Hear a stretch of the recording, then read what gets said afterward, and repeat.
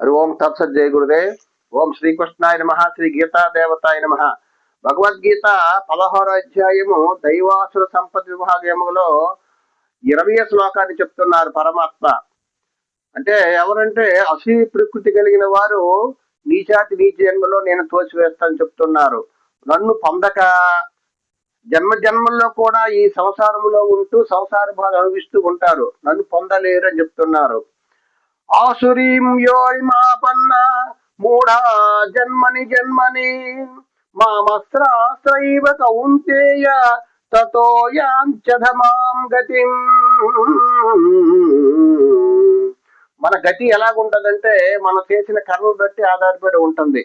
మనమంతా వారి గతి అంతేరా, వీడి గతి ఇంతే, వాడి గతి అంతే, వాడి కర్మ అంతే, వీడి కర్మ అంతే, వాడు మన మాట వినడు, వాడి కర్మ అంతే, ఎన్ని చెప్పినా వినడు, వారి గతి అంతే అంటాం మనం.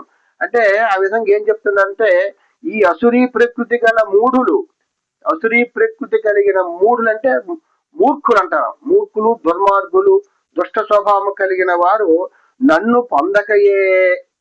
దుర్మార్గులు కానీ దుష్ట స్వభావం కలిగిన వారు ఎప్పుడు కూడా భగవంతుని పొందలేరు, భగవంతుని తెలుసుకోలేరు. భగవంతుడు తెలుసుకోలేరు కదా, భగవంతుడు లేడు అని అంటారు.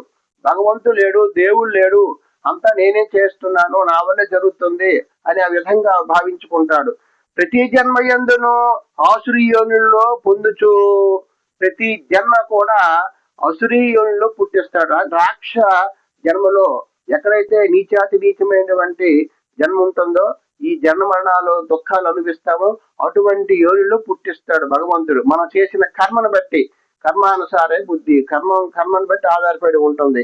ప్రతి జన్మ యందును ఆసురీయునుల్లో పొందుచు చివరకు అంతకంటేనో హీనమైన గతిని పొందుదురు. ఎవరో పాపాత్ములు, పాపము చేసేవాళ్ళు, దుర్మార్గులు, కామ క్రోధ లోభాలు ఉన్నటువంటి వారు, అహంకారంతో ప్రవర్తించేవారు నీచాతి నీచమైనటువంటి జన్మ ఇస్తారని చెప్తున్నారు. చివరకు అంతకంటేనో హీనాతిహీనమైన గతిని పొందుతారు. అనగా ఘోరమైన నరకములందు పడిదరు. ఘోరమైన నరకం వేస్తారు. ఇప్పుడు మనం నరకం అనిపిస్తాను అంటాను, నరకము స్వర్గం అంటాము. నరకము స్వర్గం అంటే ఇక్కడే అనిపిస్తున్నాం మనము.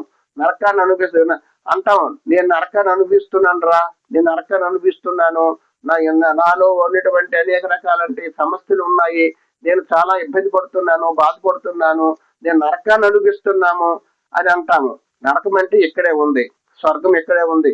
స్వర్గం అంటే ఆనందంగా, సంతృప్తితో, కష్టపడుతూ పనిచేస్తూ ఆనందంగా భార్య పిల్లలతో ఆనందంగా చక్కగా ఉంటారు కొంతమంది, అది స్వర్గం. స్వర్గం అంటే మరి ఇంకెక్కడ కాదు, ఆనందాన్ని అనుభవించడమే. ఇటువంటి కోరిక లేకుండా, ద్వేషం లేకుండా, ఎటువంటి అసూయ లేకుండా మన మనసు శుద్ధంగా ఉంచుకొని పరోపకారం చేస్తూ, పరులకు ఉపకారం చేస్తూ, కష్టపడుతూ పనిచేస్తూ సంపాదిస్తూ ఆనందంగా ఉండడమే స్వర్గము. స్వర్గం అంటే ఇంకెక్కడో కాదు. నరకం అనిపిస్తారంటారు, నరకం అంటే ఎక్కడో కాదు, మనలో ఉన్నటువంటి ద్వేషము, అసూయ, అనేక రకాలైనటువంటి కామక్రోధాలు మనలో ఉంటాయి. అసూయ ఎక్కువ ఉంటుంది మనలో, ద్వేషం ఎక్కువ ఉంటుంది. అటువంటి వారు మాత్రము నీచాతి నీచమైన జన్మ ఇచ్చుతారు. ఇంకా అంతకంటే హీనమైన గతిని పొందుతారు వాళ్ళు. ఎవరైతే దొంగతనాలు చేస్తారో, వ్యభిచారం చేస్తారో, ఎవరైతే పాపం చేస్తారో అటువంటి వారు హీనమైన జన్మ ఎత్తుతారని పరమాత్మ చెప్తున్నారు.